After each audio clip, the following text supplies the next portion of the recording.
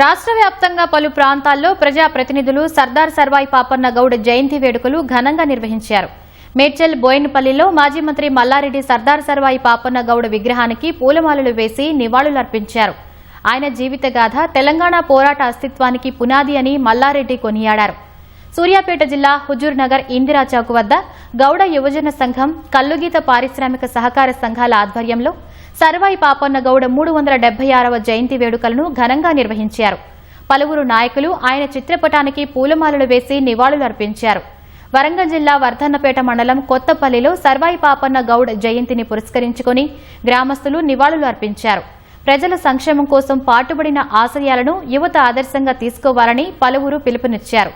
నిర్మల్లో సర్వాయి పాపన్న జయంతి వేడుకల సందర్భంగా స్థానికులు ఘన నివాళులర్పించారు. విగ్రహానికి పూలమాల వేసి ప్రజా జీవితానికి ఆయన చేసిన సేవలను గుర్తు చేసుకున్నారు.